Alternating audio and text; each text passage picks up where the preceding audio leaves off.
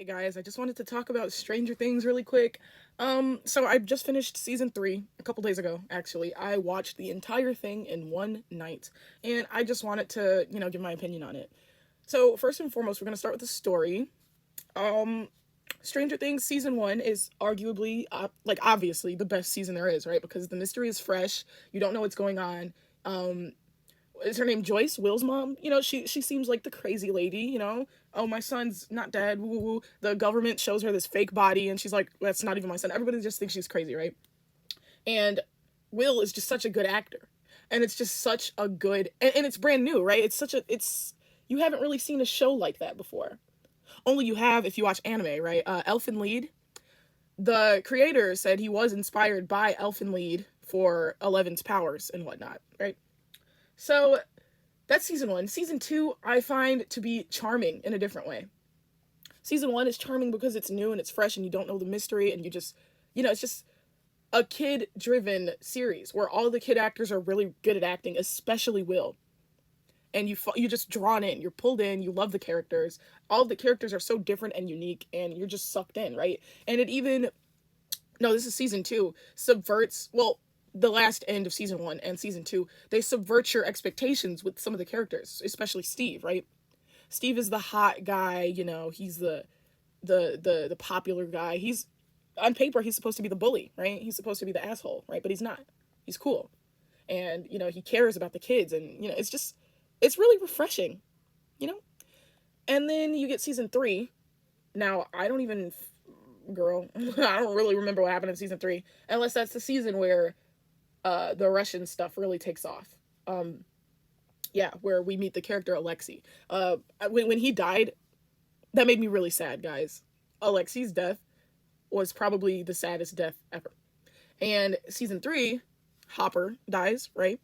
And it's supposed to be super sad. And 11 is reintroduced to the main cast because she disappears or something in season 2 at the end. And the Hopper and 11 stuff was so fucking sweet and it was so well done. I really, really enjoyed that stuff, right? So now we're at season 4. Season 4, I don't know. I just don't even know what to talk about. Like, I'm trying to figure out if it's brilliant or if it sucks. Is it self aware that it's copying all the tropes of like movies and books of that time? Is it self aware that it's doing that? Because if it is, then you could probably argue that it's brilliant. You got the weird girl with the powers that everyone bullies. You got your popular clique, right? The cool pretty girls. You got your weird nerd, and then the cheerleader, the pretty beautiful cheerleader talks to the nerd, and it turns out they were good friends in childhood, and woo woo woo. And then you got your jocks who are evil. They're not bullies, so to speak, but they're evil. And then that's another thing. In the beginning, how the heck do they turn all the deaths that happened in their town into motivation to win the football game or basketball game? Basketball. What? That really caught me off guard. Like, who would say that? Who would say, yeah, we've lost so many of our citizens, so let's win this basketball game for the people who lost their lives? What? And that was episode 1. I was like, what is going on here?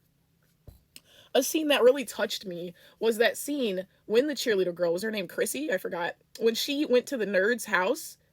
I mean, no, whoa, I really don't mean that. When she went to the forest to meet up with the nerd, and they were reminiscing on the past and stuff, and he went from his nerdy, confident self to this, like, just nerdy, nervous thing. I just thought he was such a good actor during that. That scene really stuck out and grabbed my attention. That was the best scene in the whole show. And I mean in the whole season, I think.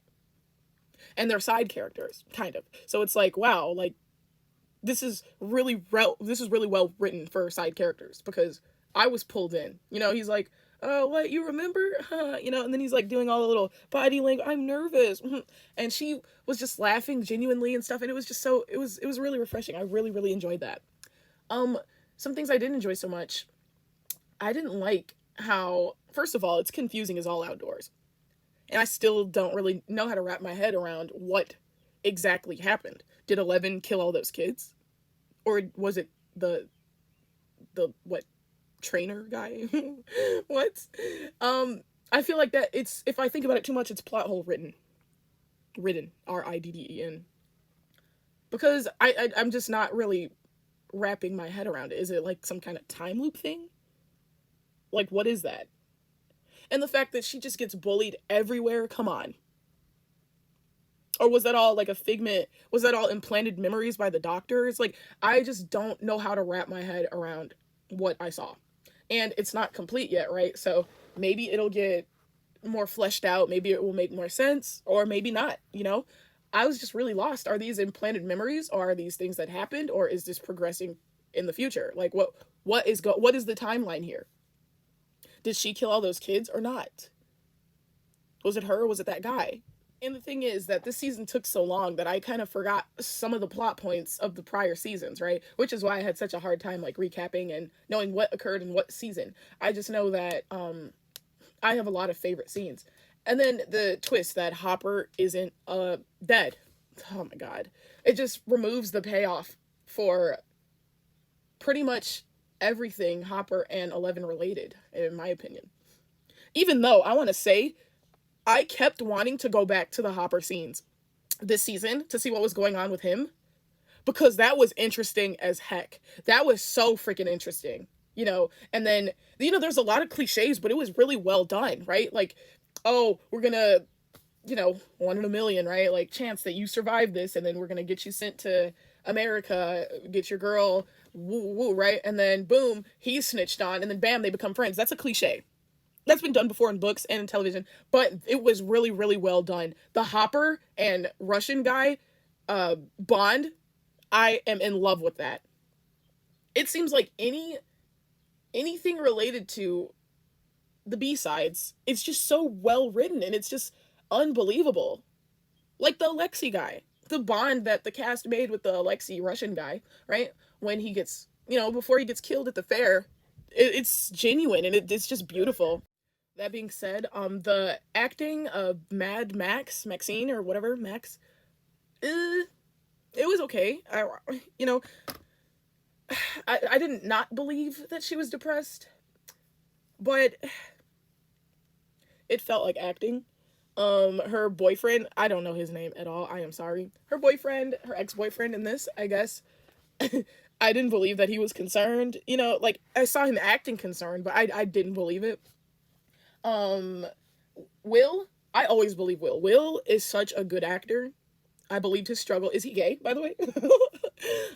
He shows kind of an interest in Mike. He does. He does. And then I did see on Twitter some people are wondering about his sexuality, because there was too many lingering gazes, in my opinion, when I was watching. I saw him, you know, and then the jealousy with 11. It's kind of always been there, you know, and it's only now through, you know, post-pubescence where it kind of looks like, okay, there might be something more there. Because I remember last season, he's like, hey, Will, I have a girlfriend now, you know. We can't just play Dungeons and Dragons all the time now. Like, you know, I remember that was an arc in the last season. And it seems like they do seem to be recycling arcs. Like the whole, oh, Hopper's alive, Joyce's crazy arc, that was kind of recycled and reused here. By the way, the guy that she, you know, gets kidnapped with, love him. What's his name? I've never known. He is such a good character. I enjoyed him a lot, and, you know, more in the other seasons, but he's still great acting, great fun character. Love him to death. Oops. What else did I want to say? I think I'm almost done here. I think my thoughts are wrapping up. What else? Ooh, I think it was pretty, you know, like, damn, you know, when the basketball player, the captain, witnesses the mind flayer or whatever lifting his teammate in the air and breaking his bones and killing him, and he still assumes that it's the nerd. And then that scene where he's addressing the townspeople, it's chilling. And he was a good actor right there. That was good acting. It was chilling. And it brings you back. Now, this is what was brilliant. It brings you back to the beginning, right? Even though I don't think it was cool to bring up the people who died in the town just for a basketball game championship, right? I don't think that was cool at all. But what I did enjoy a lot was how it was kind of brought full circle for him, right? He was able to get the townspeople to emote so much during this pep rally pre championship game. He was able to get them all excited and get them to emote and just command the crowd, right? And then it's brought back full circle where at the end of this part of the season, he does the same thing again, but this time it's over this occult behavior, this game, Dungeons and Dragons, and ooh. Now, I do want to touch a little bit on Maxine's boyfriend's little sister, right? She is a walking stereotype character. She is. And it's again like what I was talking about. Is this intentionally trying to be a trope of that time, or is this just the trope? I can't tell if it's self-aware or not. But now we have the sassy black female character, right? It's a trope. And it's like, is this intentional or what? I don't know.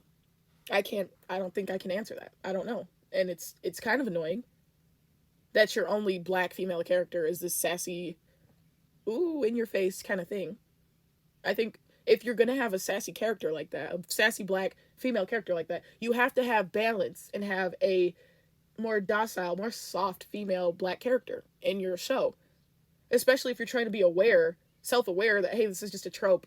This is a trope of the time. Just like Steve. Steve is a trope of the time, but with a spin. He's not actually like that, right? So I feel like if we got a character arc with her where she's softer or something, I don't know. But I can't, this trope it's kind of dangerous. I'm not going to get into that in this video, but it's not a good trope. I don't like it. And it's not balanced either. So it's like, I just don't know what to say about it.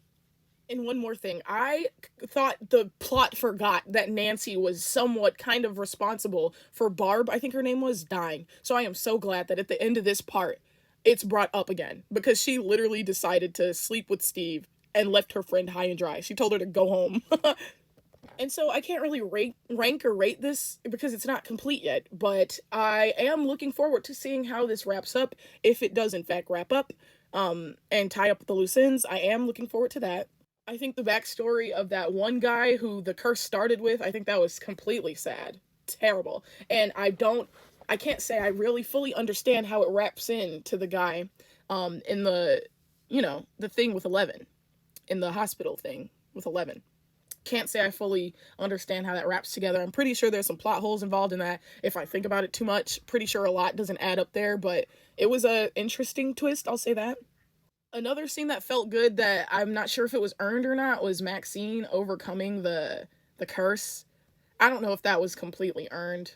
It felt good though. And when she was running out with the music playing, I liked that a lot. Like that was cinema to me. I'm not so sold that it was earned though. But yeah, if the first season was a 10 out of 10, you guys know I don't like giving 10s, but if it was a 10 out of 10, then this season right here was a 7 out of 10, because, you have to give credit where it's due. The cinematography is always on point. The B-side characters being so fleshed out is always on point. The special effects were so good. The scenes with Hopper were just literally cinema. Like, that had me so excited. Whenever we would get back to the main cast, I'd be like, okay, but like, what's going on with Hopper? Right? And the fight scene with the little beast from the Upside Down, that was phenomenal. And so right now we're at a 7 out of 10. Let's see how this all wraps up. Let's see if the things that I assume are plot holes get filled, and let's just see where this goes. I'm excited to watch the rest. I'm not gonna lie. So yeah, that's